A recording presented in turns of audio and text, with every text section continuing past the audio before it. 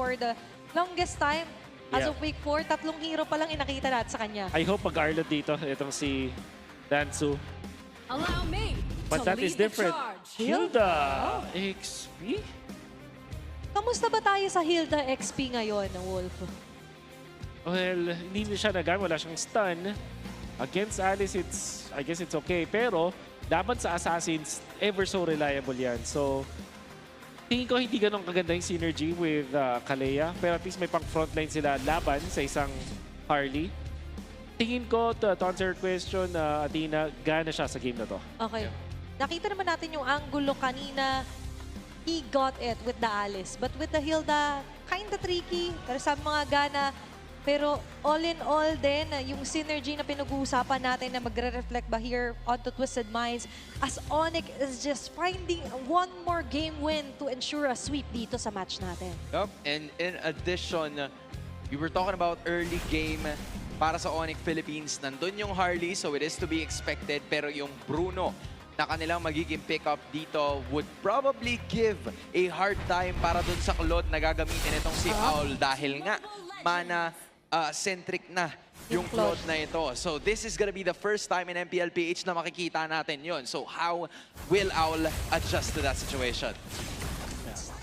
Well, alam natin na napakalakas na isang Bruno sa laning stage. So yun sigurong maganda dito para sa the ONIC.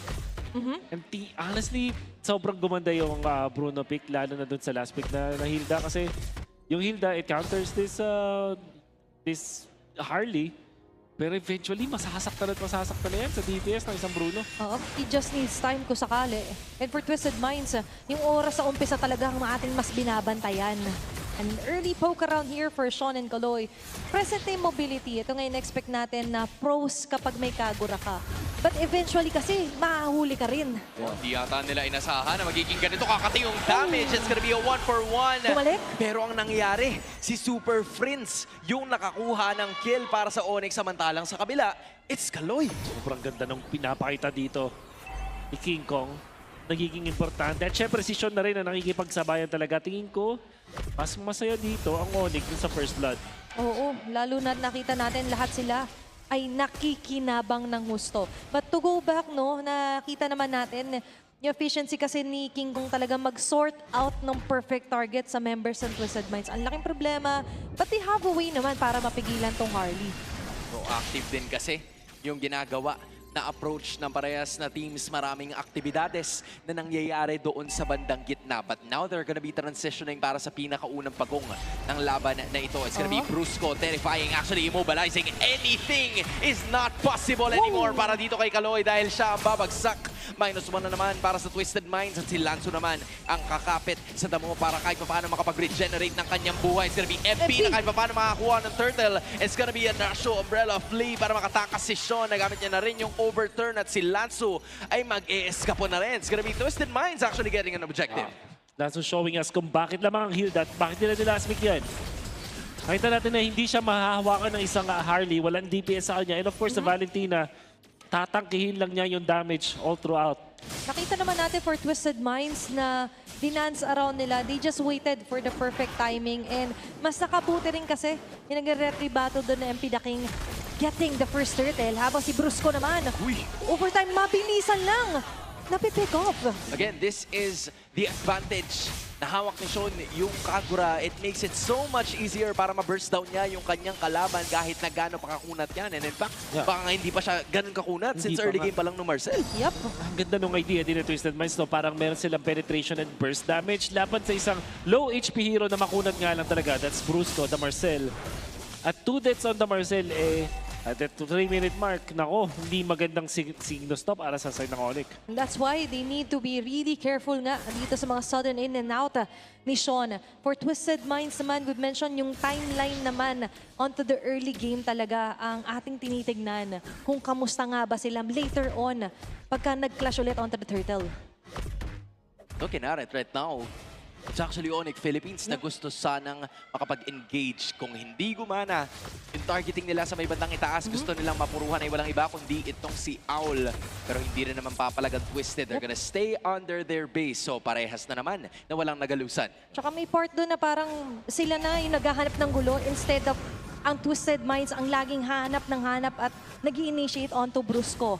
So now, nasa-appreciate natin na nagbago ng ikot ang ilang mga members ng ONIC, and that just before the second turtle will respond dito sa mapa natin na maagang tatauhan agad yung may left bush mid nila Sean. Okay? May ginayang tsunami slam if ever. Ready for setup dito ang ONIC Philippines habang si Lansu naman ay naghahanap pa rin ng great hiding spot dito laban sa Super Fam. There's gonna be Kirk na ang hahanapin ay walang iba kong desisyon. Wala pa yata siyang paraan para makatakas pero nakatakas sa tulong ng payong. So now, most of the ultimates have already been used by ONIC Philippines. Ilipat na naman sila. Tsunami Slam may bibitawan na naman kasama ng Throne of Ruin. It's gonna be A-OK. Nasta na naman yung pagong at mukhang may oras pa para kay King Kong. Nakunin yung pagong. Great skill assessment. Management ngayon si Kaloy naman ang kanilang target pero napakaganda. Connecting the dots ang ONIC Philippines. Wow. And makakapag-invade pa ata sila or at least just scout out where MP the King is. Dahil kay King Kong at most importantly, nakita din natin yung pag-init naman ng mga members ng ONIC Philippines. Brusco able to catch, Kirk also nakatalo na sa likuran. Yun nga lang na sobrang nag-overheat dito sa may top lane. That's under the turret. And for Twisted Minds, sabihin man natin na sobrang ganda na nakuhang advantage ng ONIC, pero kung numbers kasi ang pag-uusapan, hindi pa naman ganun ka-establish yung lead in terms of gold and kills dito ng ONIC. Nararamdaman na rin Pero masakit. ni Owl yung damage output. Sasalubungin pa siya nitong si Brusco. So again, not an easy life para kay Owl in the first 5 minutes. Yeah.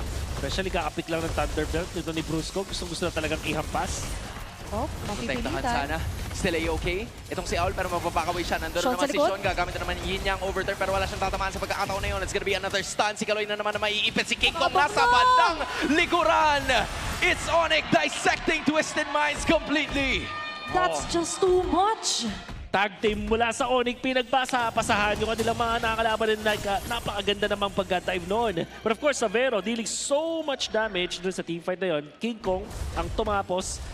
At ngayon, threat na mga members ng ONIC. Yup, yung kanina, parang mukhang tabla, Wolf, pero ang di napapansin ng Twisted, nakakapag-farm ng gusto at masakit na rin kasi sa Savero. Kami yung power spike bigla out of nowhere ng isang parcel. Nung nagkaroon siya lang siya ng Thunderbelt, bigla na siya nagda-dive-dive ng sobra-sobra. Last time na namatay siya, 0-2 pa siya. Wala pa masyadong assist. Ngayon, with just the Thunderbelt, it's enough para magkaroon ng opening ang ONIC na makakuha ng lead sa ngayon.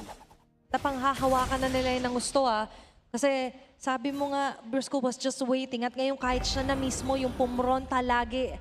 And that's also a bait laban sa Twisted Minds na ngayon is eyeing the last turtle of the game. Ilalabas ito ni Kirk pagdating sa Turtle Pit.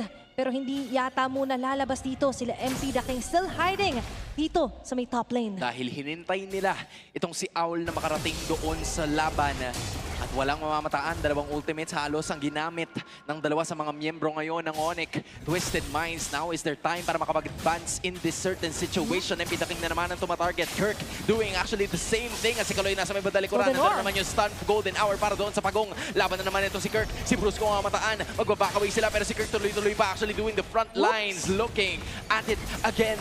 Reset na naman ang pagong na mabilis na namang i-burst down ng iba sa mga members ngayon ng ONIC PH. Pero si MP the King pa rin na makakuha niyan. Knockdown para kay Kaloy, so may bawi naman ng ONIC. Pabalik na naman ulit para sa Super Family. It's a double kill para kay Super Prince. Kuha man ang objective ng TWIS. ONIC pa rin na may kills. Kinuha na din ni Super Prince yung pagkopya doon sa Tsunami Slab that eventually punished Twisted Minds. Kirk surviving and that was so crucial as well. Dahil siya yung naging dahilan kung ba't nag-overextend ng Twisted Minds. Still, di natin pwedeng tangkin. Napakaganda ng retry coming out from MP the King. But that will not be enough to save them from that turtle fight. At most, laging 2 steps ahead ang ONIC Philippines. Even if it's the cost of the turtle. Pero mas juicy naman yung nakukuha nilang trades dito. And now it's Kaloy. Proactively seeking dito si Kirk. Hindi na siya pinatakas na iba sa members. Pero din may blazing do it na bibitawan ni Owl. It's gonna be another shutdown para sa kanila ngayon. Lansu mababanatan si Savero at si Brusco ang mababack away. Biglang naging 3 na lang ang ONIC Philippines. What an engagement from Twisted Minds. With just 2 deaths, ang ONIC nawalan agad ng control sa laban. Nawalan na rin yung lead na meron sila. Savero and Prince pa yung nabigyan dito ng Twisted Minds.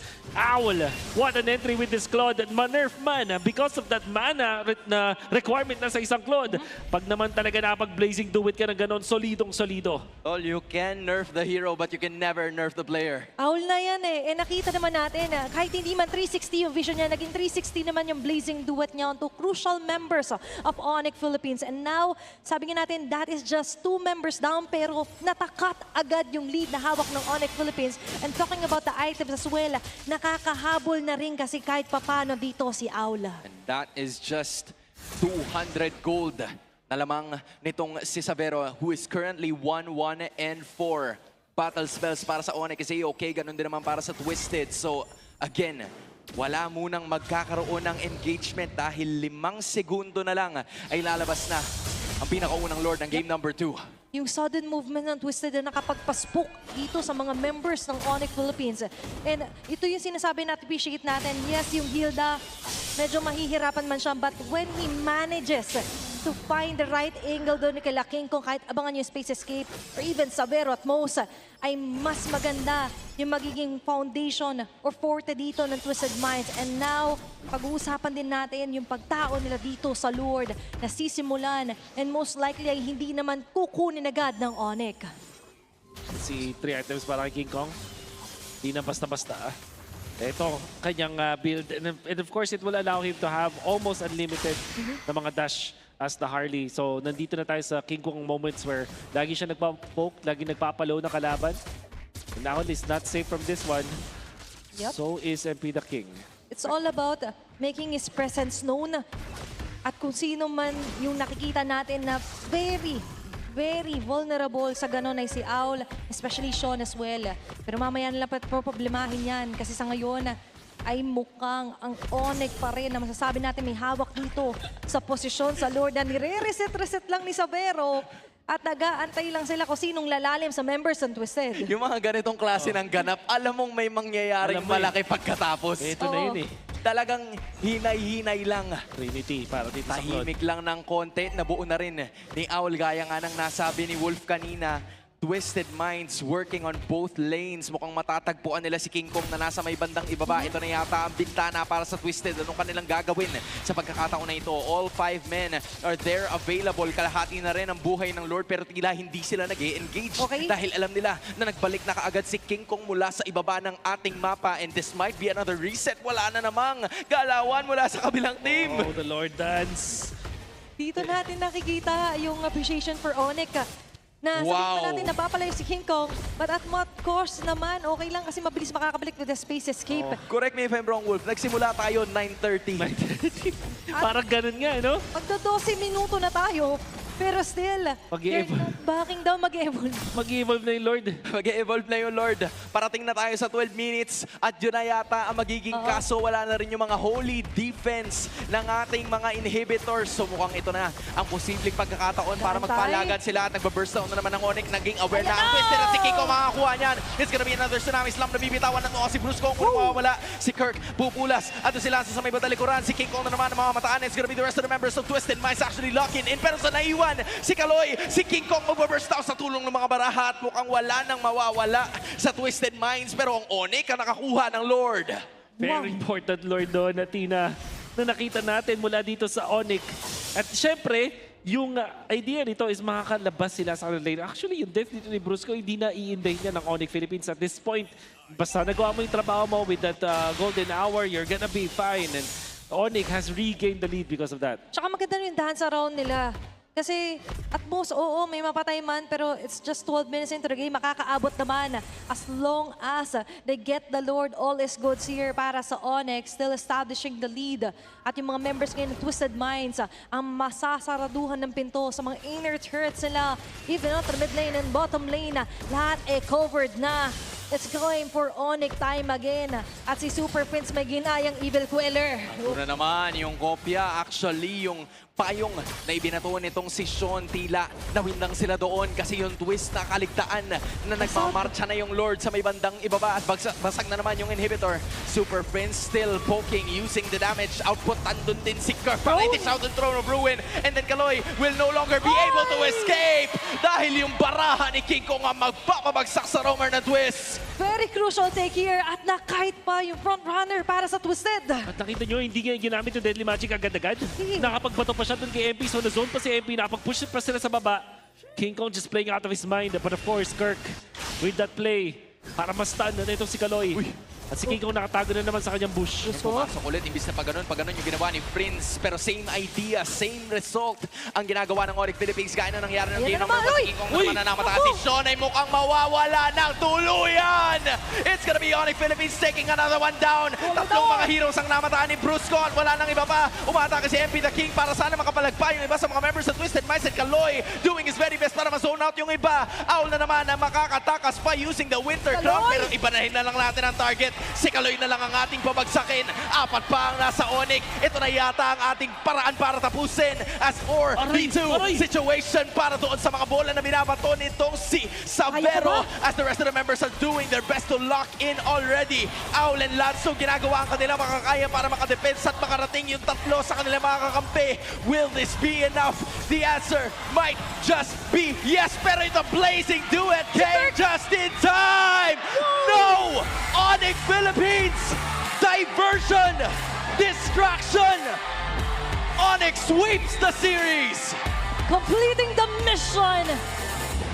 What a great mission here for ONIC Philippines. A 2-0 sweep. And a very crucial ending game do sa game number 2. Tinanong ni Owl